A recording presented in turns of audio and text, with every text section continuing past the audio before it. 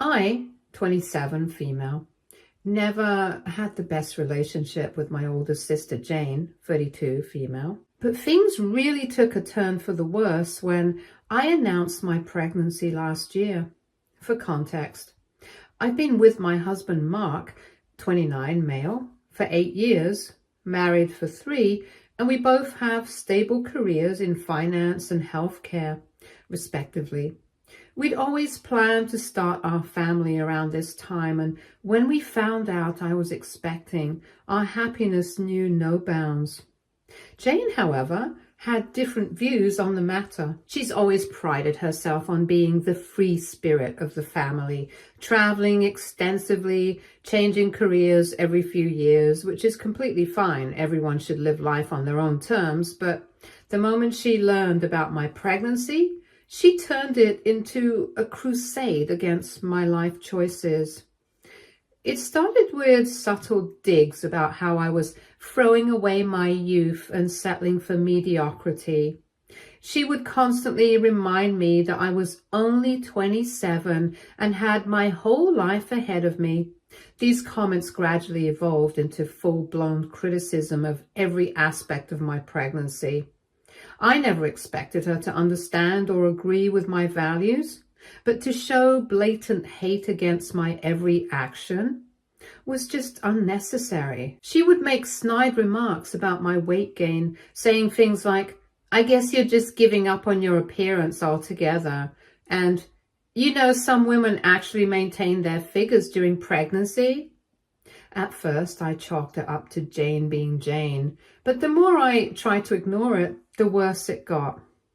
She'd send me articles about women who'd lost their identity after becoming mothers, or forward memes about giving up on life once you had kids. It wasn't just body shaming anymore. It was like she had an active mission to make me regret my decision to have a child.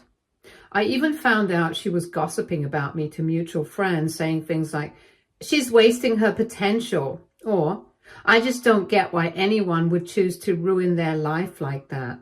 It hurt because these were the people I had been close to, and her words had planted seeds of doubt in their minds. One friend even asked me if I was really ready for the big responsibility of motherhood, a question that felt like a punch to the gut. The breaking point came during my baby shower. My mother and best friend had organized a beautiful celebration and everything was going perfectly until Jane showed up 3 hours late. Clearly tipsy, she spent the entire event making loud comments about how I looked ready to pop. Mind you, I was only 6 months along. She commented on how my face had gotten so puffy and how she couldn't believe I was choosing diapers over dreams. I ended up crying in the bathroom while my mother tried to comfort me.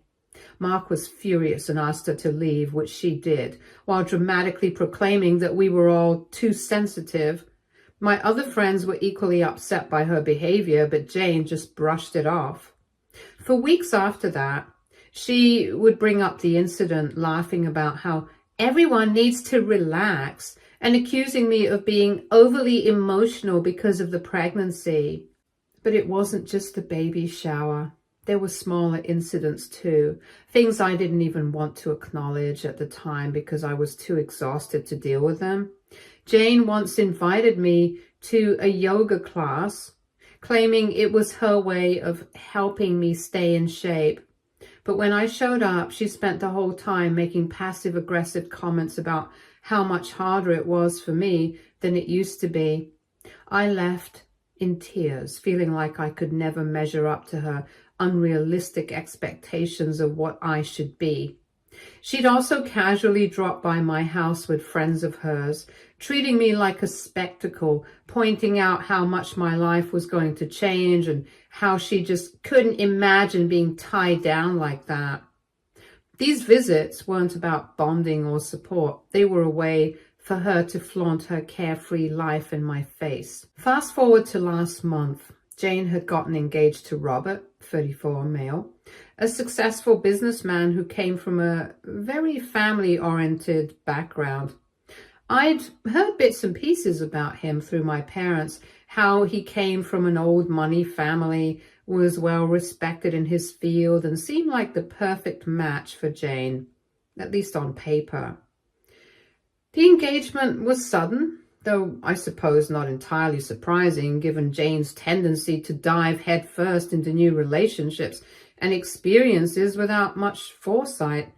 But this time there was a notable shift in her behavior that I couldn't ignore.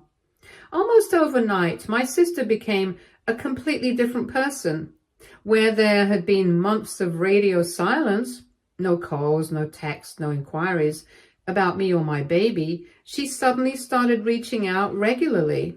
It began with casual texts asking how the baby was doing, followed by offers to drop off gifts. She even bought expensive baby clothes and toys, things Mark and I had never asked for, nor needed. At first, I tried to convince myself that maybe she was trying to make amends. But the more I thought about it, the more it felt like her sudden enthusiasm wasn't genuine, but rather something she was doing for show. The final straw came when I discovered that Jane had been posting pictures of my daughter on her social media. Pictures she had taken during one of her drop-in visits. I hadn't given her permission to share those photos, and I certainly hadn't been consulted about them. She captioned them with things like, "The world's proudest aunt," and "Look at my beautiful niece," painting this picture of a doting, involved family member. It was infuriating because I knew the truth. This wasn't about my daughter or her supposed love for family. It was about Jane trying to shape a narrative, especially in front of Robert, that didn't reflect the reality of who she was or how she had treated me throughout my pregnancy. Then Jane invited us to dinner. It was framed as a casual family gathering, but it was clear that the main purpose was for us to properly meet Robert. My parents were already enamored with him, and they insisted it would be a great opportunity for everyone to come together. Mark and I agreed to go, partly out of obligation, partly out of curiosity, to see how Jane would act in front of Robert and the rest of the family. The evening started off uneventfully. Jane was in full hostess mode, making sure everything was perfect. She introduced Robert to Mark and me with the kind of over-the-top warmth that felt rehearsed, like she was playing a role she hadn't quite mastered. Robert, to his credit, was polite and seemed genuinely kind, but there was a stiffness to the entire evening. I could sense the weight of unspoken things lingering in the air. As we sat down to dinner, the conversation shifted toward family, children, and future plans. Jane leaned into the narrative she had carefully crafted over the past few weeks, gushing about how much she loved spending time with my daughter and how excited she was to be an aunt. Robert, clearly impressed by this supposed side of Jane, chimed in with comments about how wonderful it was that Jane was so close to her niece. He said something along the lines of, "One of the things I love most about Jane is how she's always been so family-oriented, especially with her niece. Her love for children is something that really stood out to me." I couldn't hold back anymore. I looked at Robert, and with as much calm as I could muster, I told him the truth. I told him how Jane had treated me throughout my pregnancy, how she had body-shamed me, belittled my choices, and made my baby shower, one of the most important days of my life, a living nightmare. I told him how she had mocked my decision to become a boring suburban mom, how she had texted me cruel messages about throwing away my life for a baby. The room grew tense. Jane's face drained of color, and for the first time that evening, she was silent. Robert looked genuinely shocked, looking between Jane and me, processing everything I had said. He asked to see the text, and without hesitation, I handed him my phone, scrolling through the months of messages that documented Jane's relentless cruelty. As he read through them, the look on his face shifted from confusion to disbelief to anger. Jane said something about how she had been misunderstood and that she hadn't meant anything by her comments, but it was too late. The evidence was right there in black and white. Robert was clearly unsure of what to say or do. He stood up abruptly, excused himself from the table, and walked out of the restaurant. The rest of us sat there in stunned silence as we watched him leave. Jane was also fully in panic mode and followed him out, but not before turning to me and hissing, "You've ruined everything." That was 4 weeks ago, and what happened next was completely unexpected. Jane hadn't spoken to me since the dinner. No calls, no texts, just radio silence. I thought maybe she was giving me the cold shoulder, but then out of nowhere she called. Her voice was shaky, and for the first time in years, she sounded vulnerable. She told me that Robert had called off the engagement. He couldn't reconcile the person she had shown him with the stories I had shared about her treatment of me. But now, I don't know what to do. Jane hasn't reached out since that night, and honestly, I'm not sure I want her to. The silence from my parents hasn't helped either. They've chosen to remain completely neutral, offering no opinions or support, as if they're waiting for the dust to settle and for me to just move on. I get the feeling they're more concerned with keeping the peace than acknowledging how deeply I was hurt by Jane's actions, both during my pregnancy and now. It's frustrating because despite everything, there's this small part of me that feels guilty. I wonder if I went too far by confronting her in front of Robert. I wonder if I'm at fault for her engagement falling apart. But then I think back to the months of cruel comments, the passive-aggressive jabs, and the way she had the audacity to act like she cared just to impress someone else. And I can't shake the feeling that no matter how much my family tries to minimize it, what Jane did was wrong. So am I at fault for exposing her? Or was it finally standing up for myself in a way I should have a long time ago? I wish I could say I'm sure of the answer, but right now, I'm still trying to figure that out, and honestly, I could use some help. Update 1. It's been a few days since everything went down, and honestly, not much has changed. If anything, silence has only grown louder. My parents haven't said a word to me about the situation. They haven't even acknowledged what happened at the restaurant that night.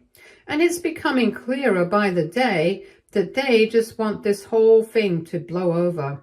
I thought maybe they would try to at least offer some kind of support or even ask me how I'm doing after everything. But no, it's like they're choosing to pretend it didn't happen, hoping that somehow everything will fix itself if we all just stay quiet long enough. But what's really getting to me are the texts. I've been getting messages from mutual friends and cousins, all of them essentially saying the same thing, that I should reach out to Robert and smooth things over. Apparently, this is all about Jane's future now. They're more worried about her relationship with Robert than they are about the pain she caused me, like her engagement somehow justifies all of the things she did. It's infuriating. Everyone keeps talking like it's my responsibility to fix this, like I'm the one who destroyed her relationship and I should be the one to mend it. Never mind the fact that Jane spent months emotionally tearing me down during one of the most vulnerable times of my life. No, apparently the fact that I stood up for myself and told the truth is what's ruining her life. One cousin had the nerve to suggest that I should apologize to Jane, that it would be the mature thing to do. I couldn't believe what I was hearing. Apologize? For what? For telling Robert the truth? For exposing the way Jane had treated me? Something that no one else seems to care about? The hypocrisy is astounding. I made it very clear to them and to anyone else who's asked that I don't believe in vengeance or holding grudges for the sake of it. But this isn't about revenge. It's about the fact that Jane emotionally hurt me at a time when I was already struggling. She made what should have been a joyful, beautiful experience, the birth of my first child, into a nightmare. How am I supposed to forgive that? What if I had lost the baby because of the stress she caused me? I was so depressed and anxious during my pregnancy, constantly worrying about her next hurtful comment or how she would twist the knife in deeper. I can't even count the number of sleepless nights I spent crying, wondering if I was somehow in the wrong for just wanting to enjoy this new chapter of my life. She robbed me of moments I'll never get back, and now everyone expects me to just brush it aside because it might affect her future. I also had a conversation with my parents the other day, though calling it a conversation feels generous. It was basically useless. I had hoped they might see things from my side and that they would at least acknowledge how deeply I was hurt. Instead, they tried to play neutral again. It was the same old song and dance, them sitting on the fence and acting like this was some kind of petty sibling squabble.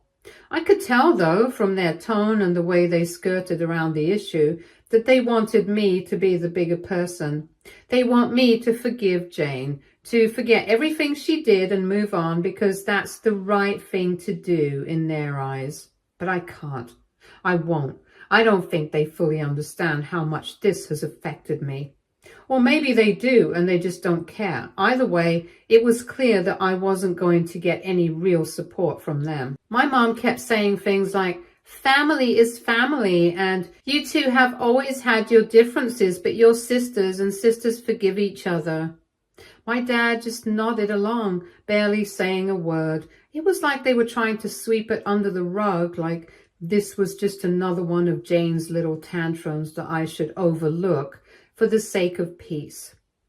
But this isn't about peace for me. It's about respect. It's about setting boundaries and refusing to let someone, even family, walk all over me just because they're blood. I won't let anyone make me feel guilty for protecting my own mental health and standing up for what's right. Everyone can keep telling me to forgive and forget, but right now, that's not something I can do. And frankly, I don't think I should have to. As for Jane, I haven't heard from her at all. Not a single word. Part of me wonders if she's waiting for me to come crawling back to make the first move, like I've done so many times in the past, but this time is different. This time, I'm not going to be the one to bridge the gap. If she wants to talk, if she wants to repair things, she's going to have to come to me. And even then, I'm not sure I'm ready to let her back into my life after everything she's done. So here I am, stuck in this limbo where everyone seems to think I'm the villain of the story, the one who ruined everything. But I know my truth, and for now, that's enough. Update 2. Some things have happened since my last post, and honestly, I'm still trying to wrap my head around all of it. I never expected any of this to unfold the way it has, but here we are. After weeks of silence from Jane and hearing nothing from my parents beyond their usual neutrality, something surprising happened. Robert reached out to me. It was completely unexpected. Mark and I were out for lunch one afternoon when we bumped into him. I could tell he had spotted us first because he hesitated before walking over, but eventually he did. I braced myself for an awkward encounter, but to my surprise, he was incredibly calm and even warm. He asked if we could talk for a moment, so we stepped outside the cafe, leaving Mark to finish up inside. Robert was polite but direct, and right away he made it clear that he didn't blame me or Mark for what had happened at that dinner. He told me that I should be at ease knowing it wasn't our fault. That was a relief to hear, honestly, because even though I knew I'd done the right thing by exposing Jane's behavior, there was still a lingering part of me that felt guilty. Maybe it was because everyone else seemed to believe I had wrecked her future. But hearing it from Robert, a person directly involved, helped lift that weight off my shoulders. He told me he appreciated my honesty that night and that I hadn't ruined everything as Jane had claimed. Then he started opening up about his own concerns. Apparently, I wasn't the only one who had noticed Jane's harsh, critical nature.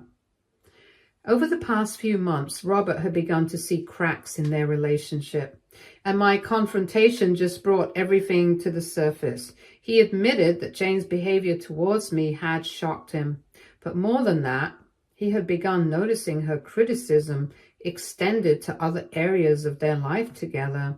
He described how Jane had become increasingly obsessed with status and material things, more interested in how much money he made than in their actual relationship.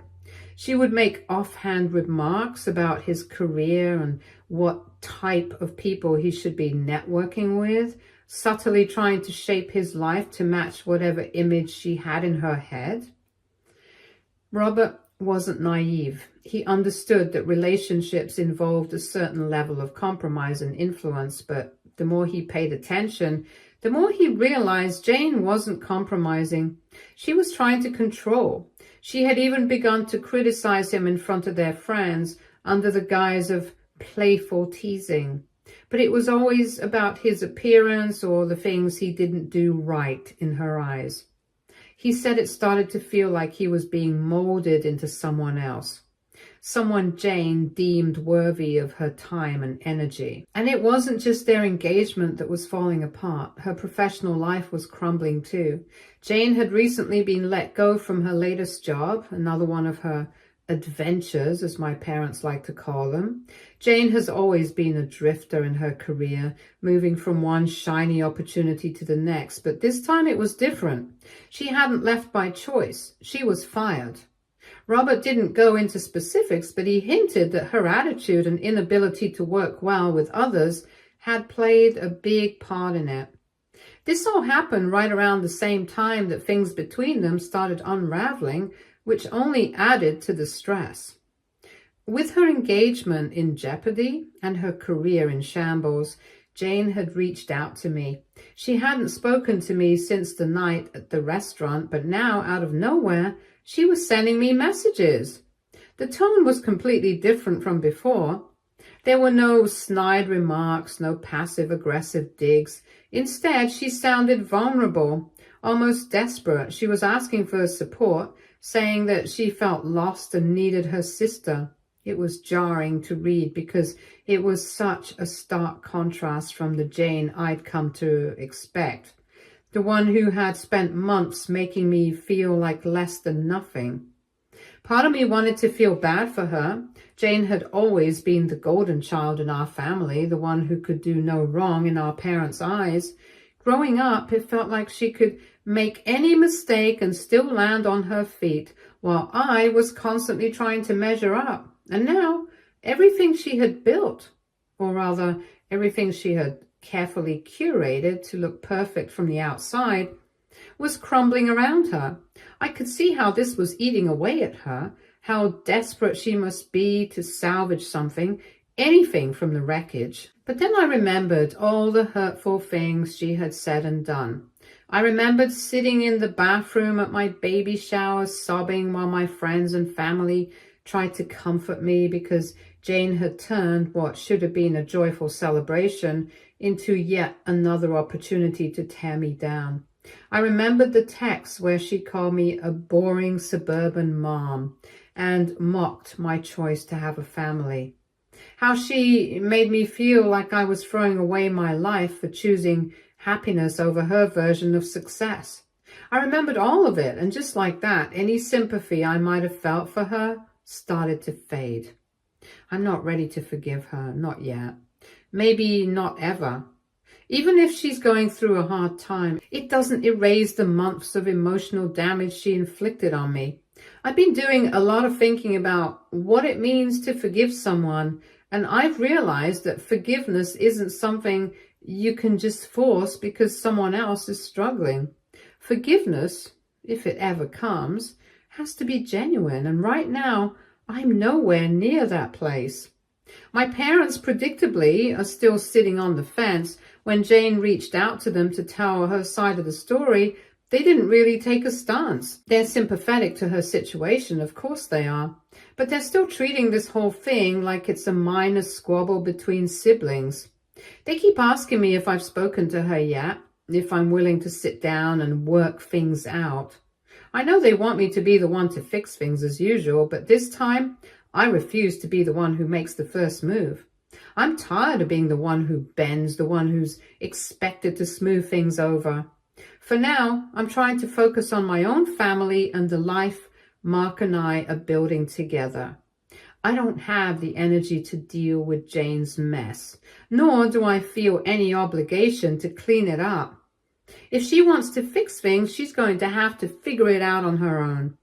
I've spent too much time putting her needs above my own, and that's not something I'm willing to do anymore. Update 3. Hello, people. After my conversation with Robert, I felt something I hadn't felt in months. Relief. It was like a weight had been lifted off my chest. For so long, I'd been carrying around this guilt, feeling like somehow I was responsible for what had happened between Jane and Robert, for the unraveling of her perfect life. But hearing Robert tell me directly that it wasn't my fault, that Jane had done this to herself, gave me a sense of peace. It validated everything I had been feeling all along. For the first time, I realized that the guilt I'd been carrying around, the pressure from my parents, friends, and cousins to fix things, was misplaced. It wasn't my responsibility to mend what Jane had broken. With that newfound clarity, I decided it was time to confront Jane once and for all. I couldn't keep letting this drag on, and I certainly wasn't going to let anyone pressure me into forgiving her or smoothing things over for her sake. So I reached out and told her I wanted to meet in person, not to reconcile, but to put an end to the mess once and for all. I needed her to know where I stood, and I needed her to hear it directly from me. When I arrived at Jane's place, she looked different, disheveled, distraught, and for the first time in a long while, vulnerable. But I knew better than to buy into her act. I had seen this side of Jane before, the side that could turn on the waterworks when things didn't go her way. This was the same person who had spent months belittling my life choices, making me feel like a failure for choosing to have a family. She might look broken now, but I wasn't going to let that change the reality of what she had done. I got straight to the point. I told her that I wasn't going to take any of the blame for what happened. This mess was hers and hers alone. She needed to own up to her actions and stop playing the victim. I made it clear that I wasn't the reason her engagement was falling apart or why her life seemed to be unraveling. It was her own behavior that had caused all of this. I could see the shock on her face as I spoke, but I wasn't there to soften the blow. I had been soft for too long. I also told her that if she wanted to make things right with Robert, she needed to apologize to him properly this time. For a second, I could feel myself slipping into a more controlling tone, almost like I was advising her on what to do, but it wasn't about controlling her. It was about giving her the chance to fix what little she had left. Whether she took that advice was up to her, but at least I had said my piece. Then came the hardest part. I told her that I didn't want her to be part of my daughter's life. At least not for a while. I needed to see real change from her before I could even consider letting her back in. I couldn't allow her to be around my child knowing that she was still the same person who had caused me so much pain. I needed her to prove that she was genuinely remorseful and willing to change. Not just for Robert or for her own sake, but because she had hurt the people closest to her. Until then, I told her it wasn't worth it. Afterward, I had another talk with my parents. I'd held off for long enough, and it was time they heard the truth as well. I told them how disappointed I was in them, disappointed that they had refused to take a side when it was clear who was in the wrong. This wasn't some petty sibling squabble. This was a serious conflict, one that had left me deeply hurt. Their neutrality had only made things worse, and I made it clear that I needed them to stand by me this time. If they couldn't, then I asked them to keep their distance as well. It wasn't easy saying that to them, but it needed to be said. So here we are. Things are still a little messy, but I'm no longer carrying the guilt that was weighing me down. I'm not saying everything is resolved or that I have all the answers, but at least now I feel like I'm in control of my own narrative. I'm setting boundaries that I should have set a long time ago, and I'm finally putting my own well-being and my family first. Thank you to everyone who's followed this journey with me and offered words of support. It hasn't been easy, but I'm learning that sometimes the hardest thing to do is the right thing. And right now, I feel like I'm exactly where I need to be. Stay tuned for more stories from our girl relationships.